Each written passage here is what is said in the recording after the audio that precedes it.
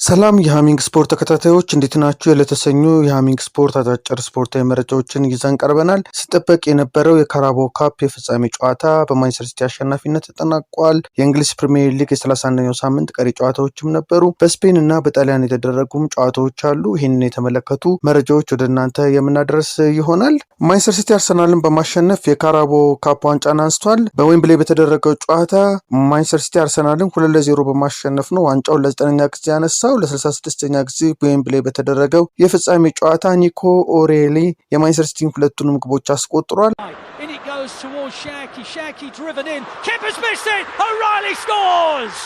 First Blood City, 7 or 8 minutes of complete domination. Kepa with a howler and O'Reilly heads it over the line. It is nothing more than City have deserved. Only one team has been trying to go and win this. The other have been trying not to lose it. And the Blues' courage is rewarded. Well, there's the breakthrough and you get your reward. Nunes on to Rodri in the penalty area. On it goes to Nunes, good position. Little clip ball in by O'Reilly for number 2. Nico O'Reilly, born and bred through the academy. Has he won the Carabao Cup for Manchester City? There is nothing better than when one of your own delivers. It is City 2, Arsenal 0. Nico O'Reilly at the double.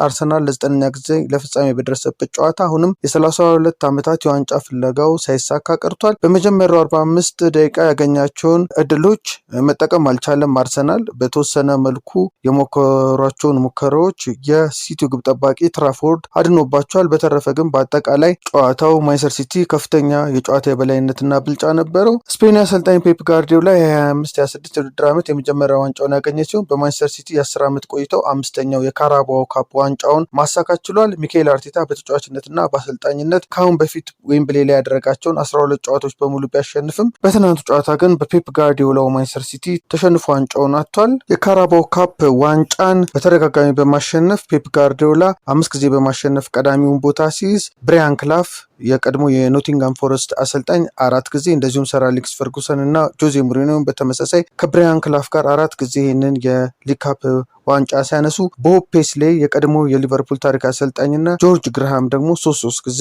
የካራባኦ ካፕ ዋንጫን ያነሱ አሰልጣኞች ናቸው። በማንቸስተር ሲቲ የትናንትናው እድል ውስጥ አዳዲስ ተጫዋቾችም የመጀመሪያ ዋንጫቸውን ከማንቸስተር ሲቲ ጋር አግኝተዋል። እንደ አንቶን ሴሜንዮ፣ ማርክ ጌይ፣ አብዱልቃድር ኩሳኖቭ፣ ሪያን ቼርኪ፣ ኦማር ማርሙሽ፣ ሳቪኒዮ፣ ማክስ አሌኒ፣ ዳናሮማ፣ ቲጃኒ ራይንደርስ፣ ራይት አይት ኑሪ እነዚህ ሁሉ ተጫዋቾች እንግዲህ ከሲቲ ጋር የመጀመሪያ ዋንጫቸውን አሸንፈዋል።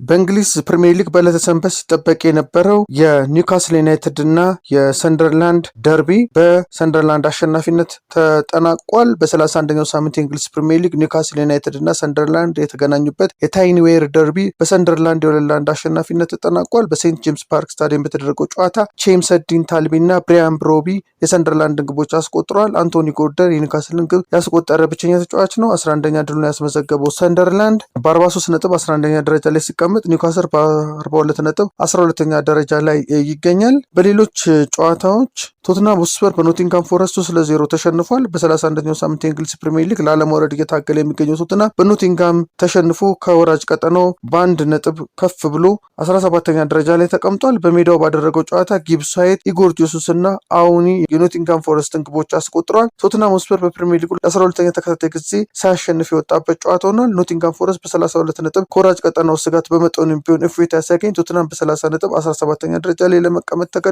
ሌላኛው ወራጅ ቀጠና ውስጥ የሚገኘው ዌስትሃም ዩናይትድ በአስቶን ቪላ 2-0 ተሸንፏል። በቪላ ፓርክ በተደረገው ጨዋታ ኦሌ ዋትኪንስ እና ጆን ማጊን ግቦቹን አስቆጥረዋል። አስቶን ቪላ የማንቸስተር ዩናይትድን ነጥብ መጣል እንደዚሁም ደግሞ የቼልሲ እና የሊቨርፑልን መሸነፍ ተከትሎ የቻምፒየንስ ሊግ ተሳትፎን ለማግኘት የበለጠ የደረጃ ሰንጠረዡ ላይ ተደላድሎ ተቀምጧል። ሲጠበቅ በነበረው የማድሪድ ደርቢ ሪያል ማድሪድ አትሌቲኮ ማድሪድን አሸንፏል። በ29ኛው ሳምንት የስፔን ላሊጋ በማድሪድ ደርቢ ሪያል ማድሪድ አትሌቲኮ ማድሪድ የተገናኙበት ጨዋታ በሎስ ብላንኮቹ የ3-2 አሸናፊነት ተጠናቋል። በሳንቲያጎ ቤርናቦ በተደረገው ጨዋታ ቪኒሲየስ ጁኒየር በፍጹም ቅጣት ምትና በጨዋታ 2 ግቦችን ሲያስቆጥር ፌዴሪኮ ቫልቬርዴ 1 ግብ አስገኝቷል። አዳሞላ ሉክማንና ሞሊና የአትሌቲኮን ግቦች ያስቆጠሩ ተጫዋቾች ናቸው። 77ኛው ደቂቃ ላይ ፌዴሪኮ ቫልቬርዴ በሰራው ጥፋት በኢጋርድ ከሜዳ በወጣበት ጨዋታ ማድሪድ ወሳኝ 3 ነጥብ አግኝቷል። ሪያል ማድሪድ ከሊጉ መሪ ባርሴሎና በ4 ነጥብ ዝቅ ብሎ በ69 ነጥብ ሁለተኛ ደረጃ ላይ ሲቀመጥ አትሌቲኮ ማድሪድ በ57 ነጥብ አራተኛ ደረጃ ላይ ይገኛል። ባርሴሎናም ከዚህ ጨዋታ በፊት ቀደም ብሎ ባደረገው ጨዋታ ራዮ ቫልካኖን 1-0 በማሸነፍ የሊጉ መሪነቱን አጠናክሯል። በካምፕኑ በተደረገው ጨዋታ ሮናልድ አራሆ የማሸነፊያውን ግብ አስቆጥሯል። በውድድር ዓመቱ 24ኛ ድሉን ያስመዘገበው ባርሴሎና ሊጉን በ73 ነጥብ እየመራ ሲሆን ከተከታዩ ሪያል ማድሪድ ያለውን የነጥብ ልዩነት አስፍቷል።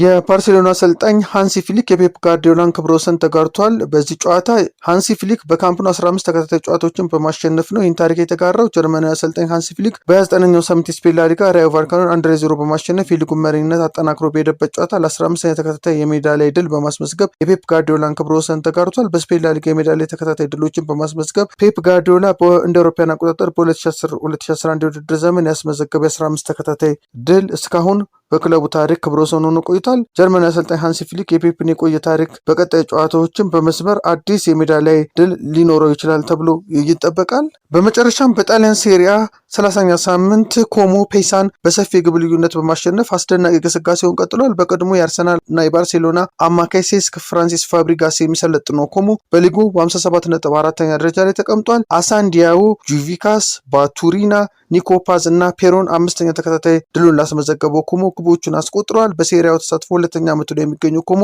የአውሮፓ ቻምፒየንስ ሊግ ተሳትፎውን ለማረጋገጥ ግስጋሴውን አሳምሯል። አድማጮቻችን ለሃሚንግ ስፖርት ለተሰኙ መጋቢት 14 2018 የያዝናቸው የሃሚንግ ስፖርት አጫጭር ስፖርታዊ መረጃዎች ይህን ይመስላሉ። ሃሚንግ ስፖርትን ሳብስክራይብ በማድረግ ተከታተሉ፣ ሼርን በማድረግ ለሌሎች አጋሩ። መልካም ቀን። ሃሚንግ ስፖርት በሀገራዊና ዓለም አቀፍ ስፖርታዊ ጉዳዮች ላይ የሚያተኩር ዝግጅት።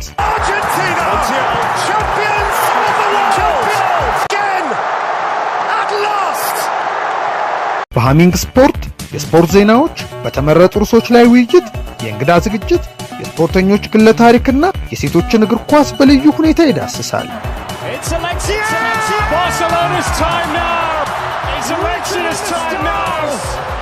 ሃሚንግ ስፖርት ስፖርትን ቀዳሚ ዘይቤ በማድረግ ስኬትን በተግባር እናረጋግጥ።